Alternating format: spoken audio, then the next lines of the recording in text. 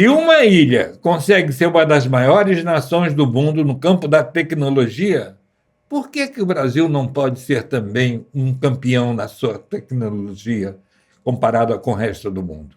A gente tem que aprender humildemente com os países que deram certo. Isso se chama benchmark. Vamos fazer esse benchmark, vamos aprender. Não para imitar tudo, mas tirar as ideias fundamentais e adaptá-las à nossa realidade. E, para isso, eu vou contar com o apoio do meu amigo aqui, o Daniel Nascimento. Hoje nós vamos falar de um país. Esse país é a Singapura. Vou convidar o Daniel para falar alguma coisa de Singapura que seja muito importante e vamos comentar aqui. Daniel, você pode ler para mim a primeira parte da apresentação de Singapura como exemplo de benchmarking para o Brasil. Bom, antes de mais nada, agradeço o Sr. Gerson pelo convite, agradeço a atenção de vocês que estão assistindo a gente. Vocês já me viram na live, não é o primeiro contato, mas fiquei feliz pelo convite de retorno e queria agradecer a vocês, porque a live teve uma adesão muito bacana, tivemos os comentários, tivemos ali contribuições de vocês que deixaram e a gente queria que isso se tornasse cada vez mais frequente, né? Que não seja apenas a voz do Sr. Gerson, mas que sejam muitas vozes sintetizadas através de uma voz que fala por todos. Então, é muito bacana a gente ter essas interações. Peço que vocês deixem os comentários, que vocês reajam, deixem a opinião de vocês, certo? Que isso vai com certeza enriquecer todo o conteúdo que vai ser trazido. E ele vai me trazer também um banho de juventude. É importante, como o Sr. Gerson bem disse, né? É importante a gente ter humildade de aprender com quem fez aquilo que a gente almeja. Então, para a gente começar a entender um pouquinho sobre esse processo de evolução de Singapura, é importante a gente entender como que eles deixaram de ser uma ilha e se tornaram uma potência tecnológica. E, assim, eles começaram como uma pequena ilha e como uma ilha cercada, né, de água para você obter o seu mantimento, a comida e tudo mais. Eles começaram com atividades de pesca, só que eles tinham uma visão de longo prazo, e isso era muito importante, né? Eles sempre focavam em investir recursos escassos e os recursos que eles podiam obter em pesquisa para se desenvolver.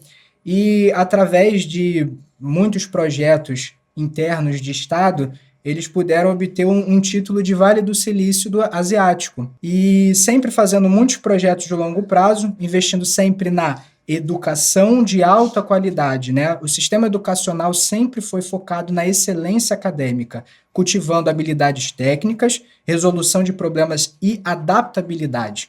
Porque isso era muito importante no caso de Singapura, isso aí daí a gente também pode aprender, porque no caso deles, eles não tinham muitas commodities, eles não tinham muitas terras para minerar, eles não tinham terras férteis agrícolas para alimentar a população, então eles sempre focavam em descobrir uma tecnologia que fosse adaptada para a realidade deles. E isso a gente pode pegar para a gente também, preparando sempre a população para desafios globais e sempre inovando, né? Esse foi o ponto da educação. O ponto do investimento em pesquisas, o governo sempre destinou verbas e entre o ano de 2016 a 2020 foram destinadas aproximadamente 13,9 bilhões de dólares para pesquisas focadas em inteligência artificial, computação quântica e semicondutores, contribuindo para 10% da produção global de chips. Ora, meus amigos, já nesse início nós estamos vendo várias coisas que nós estamos ressaltando sempre aqui. Primeiro, a visão de longo prazo. Visão de 4 anos só serve para algumas coisas operacionais, chama-se gestão operacional. É gestão de apagar incêndios, de resolver coisas mais imediatas e sem garantia de que elas tenham condição de sustentabilidade dessas soluções no futuro mais longo. Pesquisa, análise profunda do problema dentro de um processo acadêmico é o que nós estamos falando, é o pragmatismo que nós estamos falando. Quer dizer, não adianta a gente querer ter a direita, ter a esquerda, não adianta nada disso, é preciso que haja conhecimento técnico, científico, abalizado e uma pesquisa de oportunidades e ameaças, de forças e fraquezas de cada região desse país, por minúsculo que seja,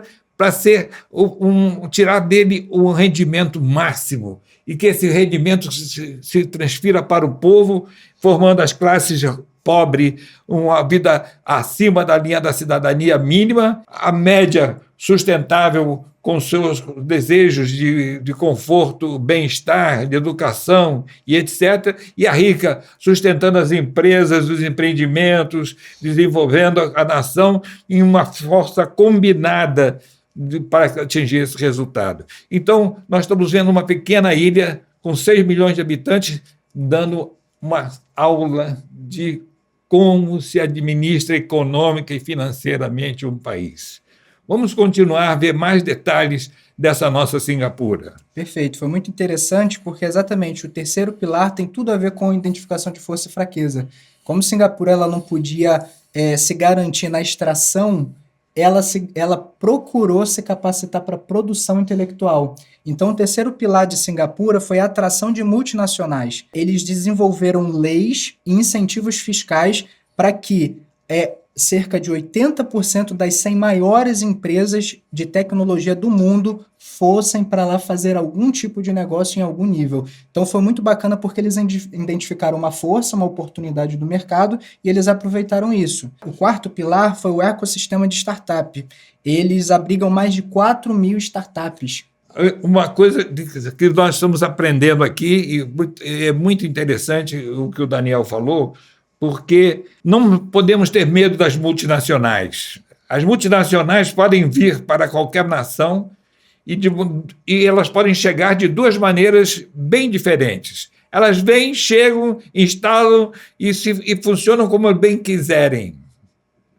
A segunda forma de se deixar com que as empresas venham a oferir lucros no nosso país é dar condições de troca, dar condições com que os técnicos que ela vai trabalhar seja majoritariamente do local, que vai trabalhar na área de conhecimento, não na área operacional de repetição, de coisas mais operacionais, de ser adestrado em tecnologia, não.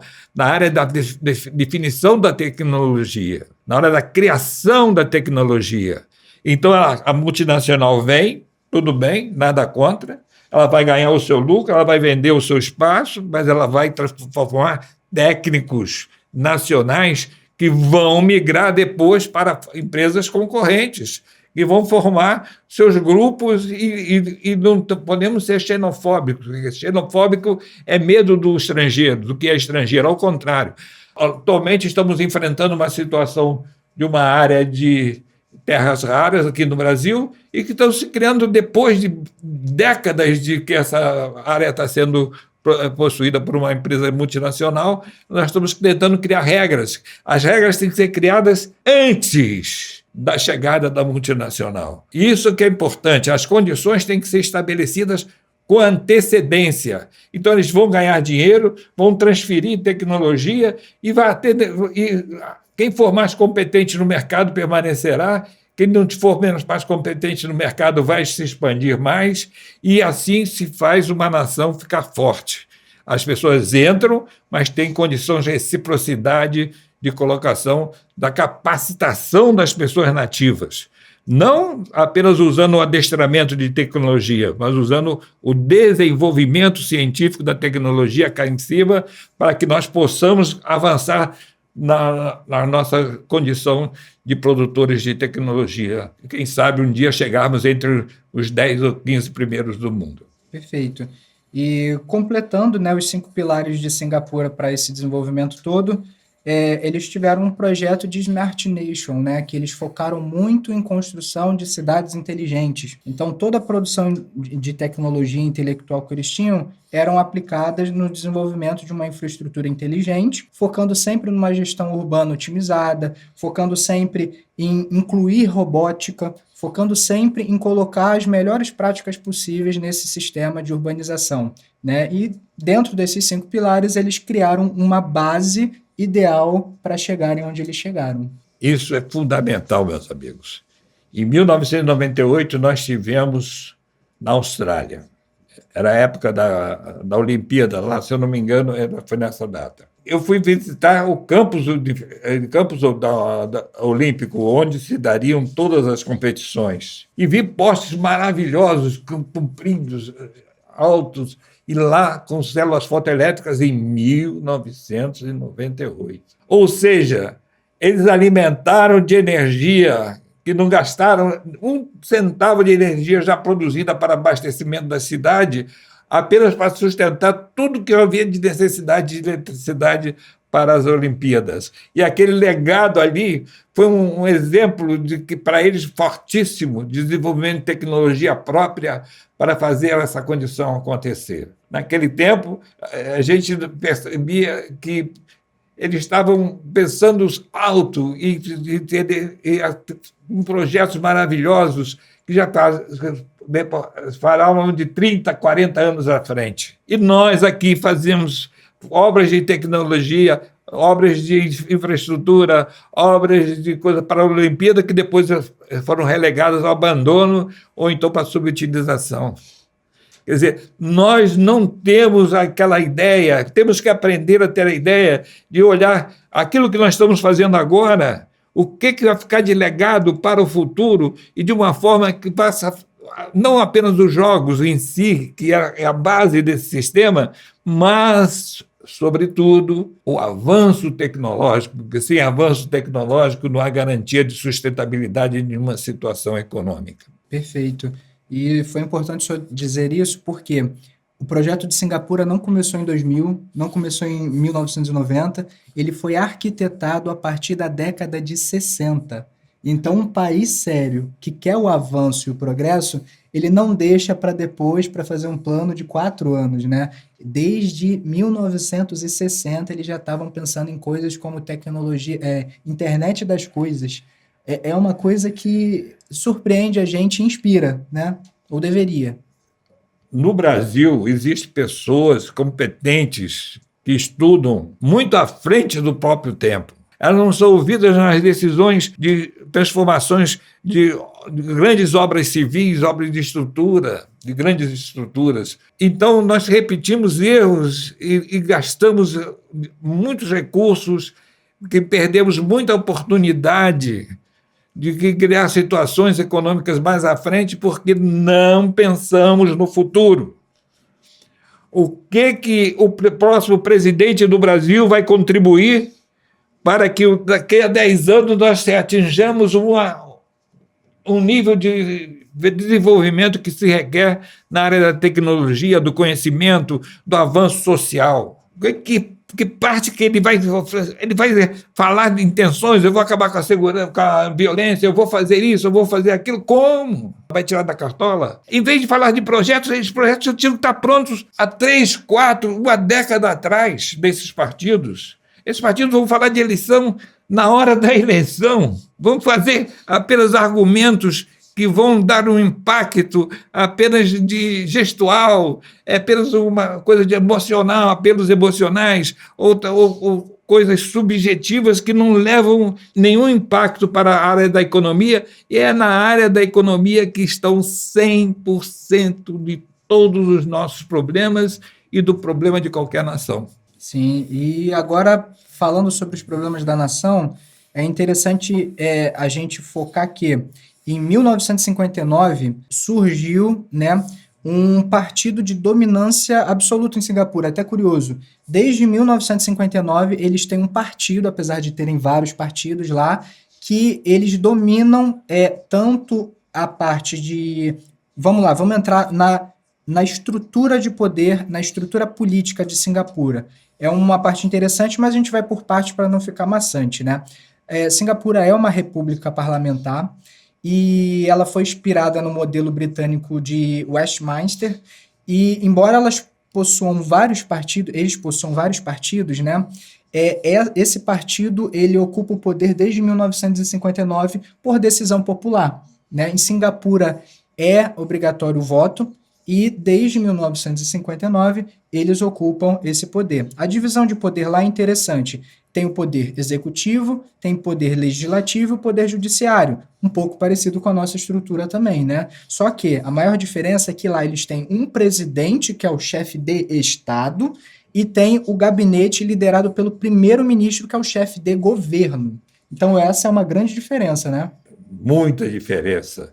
Porque o presidente, quando ele é responsável pelos projetos de Estado, ele é o vigilante do desenvolvimento contínuo da nação. O primeiro-ministro faz as operações de emergência, aquilo que nos 4 anos na vigência dele, e se ele não estiver fazendo direito, se ele não estiver trabalhando com os resultados, os indicadores que estavam apresentando, não apresentam de forma conveniente ao povo, ele é trocado. Isso é muito importante porque o Estado continua com os seus projetos macro, aqueles que são feitos de forma para que levar o país à posição tecnológica que ele ambiciona, e o primeiro-ministro tem que fazer o trivial, o rotineiro, e ele tem que estar atento para os resultados dos indicadores que são sempre acompanhados pelo povo. É tudo hipertransparente. Então, meus amigos, esse Brasil vai poder ser um dia assim. Esse Brasil tem que fazer uma reengenharia econômica e financeira e política e social, porque a democracia tem que ser mantida, mas tem que ser mantida em condições que reflitam na condição econômica do povo, na condição econômica dos pobres, mais pobres, na condição econômica da classe média, que é a classe que suporta o peso maior do efetivo social e do consumo. Acho que está claro para nós que o brasileiro tem que ter uma conversa política diferenciada da que ele normalmente usa. Dos 30 partidos políticos, 25 falam a mesma língua, quer dizer, não tem assim uma diferença radical entre eles, uma coisa que seja absolutamente filosófica ou ideológica do partido, e uns 4 ou 5 partidos diferenciados que trabalham livremente, enquanto essa maioria segue a rotina traçada pela parte invisível, que não aparece nas eleições, mas que financiam todos os programas políticos, todos os programas econômicos, todos os programas que falam de finanças. E criam a nossa condição de pensamento, eles gerenciam o nosso pensamento e a nossa forma de ver a política. Pessoal, acho que hoje já demos bastante informação.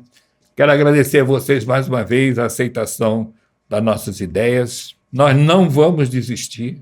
Nós vamos continuar lutando por um Brasil do século XXI.